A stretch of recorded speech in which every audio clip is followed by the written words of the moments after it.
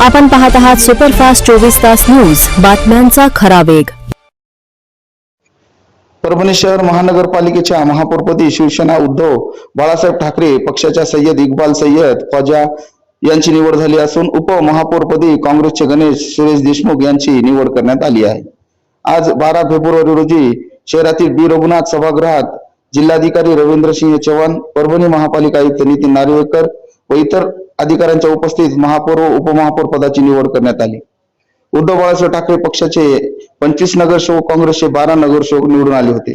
शेवटच्या क्षणापर्यंत महापौर कोण होणार ही उत्कंठा परभणी शहरवासियांना आणि जिल्ह्यातला लागली होती। अखेर परभणीला महापौर व उपमहापौर पद मिळाले।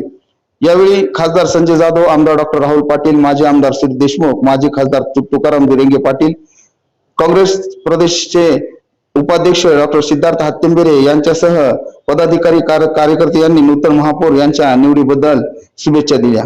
कार्यकर्त्यांनी यावेळी फटाके, आतिषबाजी करत ढोल ताशाच्या गजरात जल्लोष करण्यात आला। यावेळी महापौर व उपमहापौर यांची भव्य मिरवणूक शहरातून जल्लोषात काढण्यात आली। सर्वसामान्यांच्या अडचणी काय आहेत, आम्ही कोणत्या टोकापर्यंत जाऊन सर्वसामान्यांचे काम करतो याबद्दल आम्हाला विश्वास होता।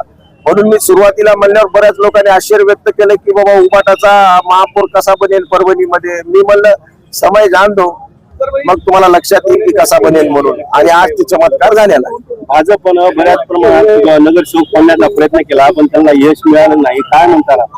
नाही, चंद्रपूरची घटना घडल्यानंतर त्यांचा आत्मविश्वास वाढला होता, पण आम्हाला माहित होतं आमचं काँग्रेस बरोबर प्री अलायन्स होतं आणि एक आम्हाला विश्वास होता आमच्या नगरसेवकांना की तुम्ही काही किती रक्कम तुम्ही त्यांना द्यायचा प्रयत्न केला तरी नगरसेवक फुटणार नाहीत। पण एकही नगरसेवक आमचा फुटला नाही।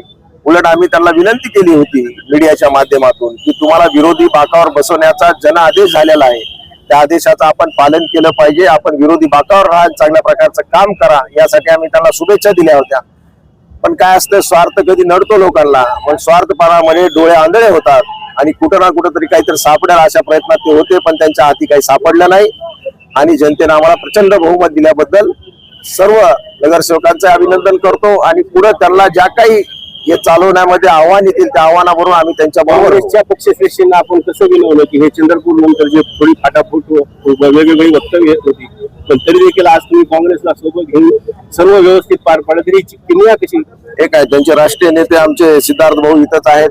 आम्ही त्यांच्या माध्यमातून त्यांचे प्रदेश अध्यक्ष सपकाळ साहेबांना बोललो, केंद्रामध्ये त्यांचे केसीएन गोपालजी जे ज्यांचे राष्ट्रीय संघटक आहेत त्यांना आम्ही बोललो आणि त्यांचा जे गैरसमज झाला होता आम्ही सांगितलं की चंद्रपूरची घटना ही लोकलची घटना आहे, यामध्ये आमचा काही एक रोल नाहीये। परभणीमध्ये उलट आता एक वेगळ्या प्रकारचा प्रवाह निर्माण झालेला आहे, ते तुम्ही रोखायचा प्रयत्न करू नका। त्यांनी सुद्धा यशस्वीरित्या मान्य केलं। रात्री 2 वाजेपर्यंत आम्ही फोनवर बोलत होतो आणि काँग्रेस पार्टीने मोठा मन करून आज या निमित्तानं आम्हाला सहकार्य केलं आणि दोघांच्या महाआघाडीनं आज इथं विजय प्राप्त। महापौरपदी तरुण मुस्लिम चेहरा आपण दिला, काय यामागचं गणित आहे आणि काय भावना आहे? मुस्लिम चेहरा आम्ही फक्त सक्षम कोण आहे हे बघण्यात आलं, सक्षम चेहरा आम्ही दिलेला आहे। या परभणी शहरातून जातीवाद नष्ट करून विकासाची गंगा आणण्याच्या संदर्भामध्ये आम्ही प्रयत्न करणार आहोत।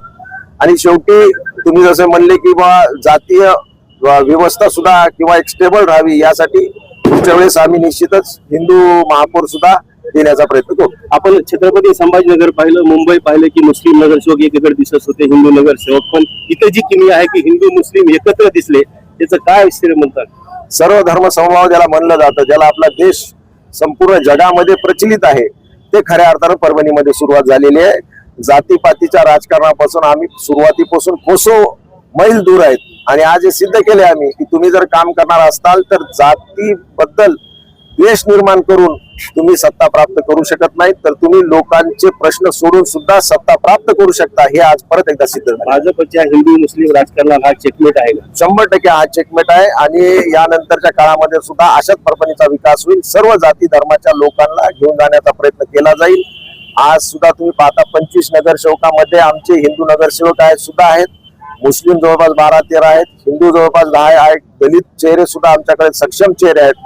म्हणून सर्व धर्माच्या युवकांना आणि युवकांची टीम आज आमच्याकडे जमा झालेली आहे। या युवकांच्या टीमला बरोबर घेऊन आम्ही एक वेगळ्या प्रकारचा विचार या समाजाला 100% दिल्याशिवाय राहणार नाही। शिवसेनेच्या एकंदरीत झालेल्या घडामोडी या सगळ्या सर्व संदर्भात काय आपण पाहिलं असेल की महापालिकेचं इलेक्शन आम्ही शिवसेना व दुसऱ्या पक्षासोबत काँग्रेस पक्षाची युती झाल्यानंतर आम्ही निवडणूक लढली आणि परभणीच्या मतदाराने आणि जनतेने आम्हाला बहुमत दिलं आणि त्या अनुषंगाने आम्ही पुढे जाऊन शिवसेना उद्धव ठाकरे पक्षाचा महापौर आणि काँग्रेसचा उपमहापौर आम्ही आज करू शकलो. त्याबद्दल मी सर्व परभणीकरांचं मनपूर्वक आभार व्यक्त करतो आणि आमचे पक्षश्रेष्ठी त्यांनी सुद्धा आम्हाला या प्रकरणात मदत केली, त्याबद्दल पक्षाचा सुद्धा मी आभार व्यक्त करतो. पुरोगामी विचाराने परिवर्तनाच्या दिशेने महापौर आज आपल्याकडे आपल्या एकंदरीत आलेले आहे. खूप अडचणी त्या समस्या समाधानासाठी एकंदरीत जनतेला काय सांगाल या निमित्ताने ऍक्शन? आपण पाहिलं असेल परभणीमध्ये महाराष्ट्रामध्ये फक्त परभणीमध्ये जी घटना झालेली आहे एकात्मक प्रत्येक आम्ही इथं काँग्रेस आणि शिवसेना उद्धव ठाकरे पक्षाने दिलेला आहे. त्याच माध्यमातून मी पूर्ण जनतेला सांगतो की येणाऱ्या काळामध्ये 5 वर्षामध्ये परभणीचा विकास करण्याचं शहराचं काम आमदार साहेब असतील, महापौर असतील, आमच्या माध्यमातून आम्ही करू. सबसे पहले मैं अल्लाह रब्बुल इज्जत का शुक्रिया अदा करना चाहूंगा, साथ ही साथ खासदार साहब, आमदार साहब और जितने हमारे नगर सेवक और जितनी शहर की आवाम है उन्होंने हमारे पे भरोसा जता कर ये पद पे हमको नवाजा है. मैं अल्लाह रब्बुल इज्जत का शुक्रगुजार हूँ. और जिस दिन से प्रचार चालू हुआ था मैंने एक स्टेटमेंट दिया था कि शहर हमारा है और इंशाल्लाह मेयर भी हमारा रहेगा. आज वो बात पूरी मुकम्मल हो गई. खासदार साहब, आमदार साहब की मेहनतों से, हमारे सिद्धार्थ भाव की मेहनतों से आज ये दिन खुशी का हमारे को देखने को मिला है. और हमारा जो विजन है कि शहर के अंदर बहुत सारे प्रॉब्लम है, बारिश का पानी जमा होता है, कचरे का इश्यू है, कचरे का बहुत सारा बिल पेंडिंग है और महानगर पालिका पे 80 से 100 करोड़ के आसपास कर्जा है. अभी आते हम लोग कुछ टाइम लेके इसको कैसा दुरुस्त कर सकते उसके वास्ते हम लोग कोशिश जद्दोजहद करेंगे. और आपके चैनल के माध्यम से शहर के तमाम शहर वासियों का मैं शुक्रिया अदा करता हूँ.